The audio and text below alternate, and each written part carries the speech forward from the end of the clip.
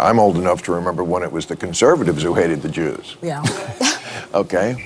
That was a joke. Bill Maher complains about the woke left, while the women over at The View can't handle hearing the truth. I'm RobOnTheRight. Let's go take a look. Biden just presents as old. It's not really fair. No. Because he's almost the same age.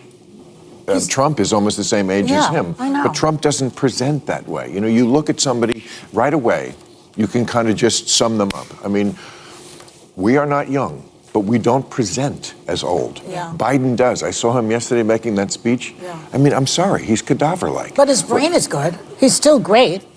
His brain is still good.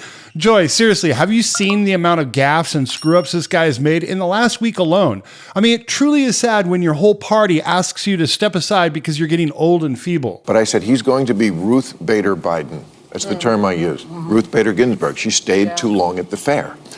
I remember Obama had her over to the White House, like in 2013, to hint, you know, hey, Hint. spend more time with the grandkids. That would not be a good idea, Ruth. And she didn't take the hint, and she was not in good health, and she stayed too long, and she ruined her legacy and got the Supreme Court now to be a pretty right-wing organization. I said Biden shouldn't do that, but, you know, ego, he's Dracula. He has crossed oceans of time to be here, and he's not going to give it up now.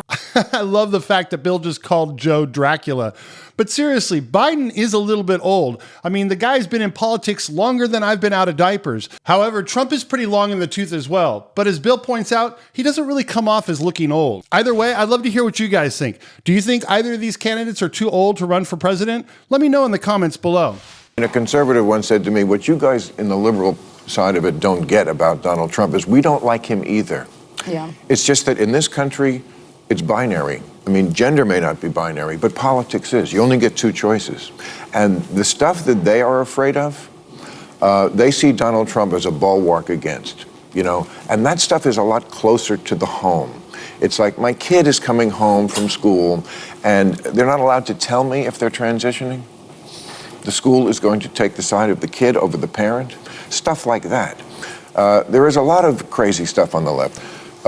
That's the answer to the Donald Trump situation is what's going to get him elected is this woke stuff that a lot of people in this country just don't go for. Bill's correct here. I mean, he's not just talking about the Republicans. Both the left and the right are getting sick and tired of what the Democrats have done to the liberal party. But not the chicks over at The View. They just can't get their head around it, especially Sunny Hostin. She just doesn't understand how the word woke has gotten a bad reputation. In the first segment, you used the term woke, and you said that woke is what was sort of ruining everything. And I know that you're... No, I didn't say ruining everything. I said that's why Trump could get reelected. That's why Trump could get reelected. Yeah. So the term woke has been, in my view, co-opted by the right and weaponized and bastardized. And so I was surprised to hear you use the term because historically, as you know, because I think you're quite brilliant, that woke is a word used by the Black community to note that we must be aware of social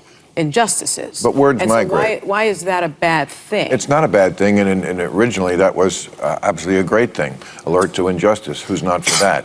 But words do migrate. Now, I'll use any term you want, because maybe that is a word that's triggering, and so let's not use that word. I don't know, want to call it the super far left, but don't tell me the left or maybe the super far right. What Sunny said there is called a non sequitur.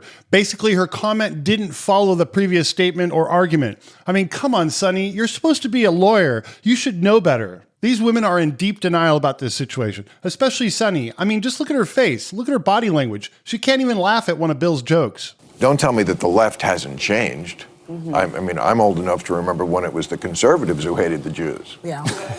Okay. That was a joke. But, too dark, too dark. Well, maybe it is, but it's true. I mean, you know, if I had any doubt that I was right about the change that's happened in the left, watching people protest for a terrorist organization like Hamas, that straightened me up pretty quick. Yeah. It better straighten you out. But seriously, Jewish folk like Bill and Joy should be concerned that the Democrat Party is becoming increasingly anti-Semitic. Regardless, Sunny Hostin continues to push back on Bill's logic. Homeless was a term that I thought we kind of came up with because people were calling them bums and vagrants and hobos. Yeah, now that's homeless. the word. No. It's unhoused. Well, it's people Unhoused. experiencing Now it's unhoused. homelessness. Hold on, somebody call the PC police. Seriously, Sunny, can you just shut your mouth for 1 second? But they're experiencing it on the street. Yeah. Okay, the liberal view of that was for compassion's sake. We're the liberals. We're compassionate. Let's get these people off the street. Yeah. That's not the view of the, whatever word we're going to come up with for this. Their view of the homeless is they're an endangered species that needs to be protected in their natural habitat. Living their best life under a bridge. Yeah. You know, that to me is crazy. You're right, Bill. It's completely nuts. But you know what's really crazy? Going on to a show like The View and expecting these women to understand your point of view. They prefer guys who've completely drank the Kool-Aid. You know, like Robert De Niro here. Check out this show. It's nuts. He can't even stop swearing. Check it out. If not, see you around the campus.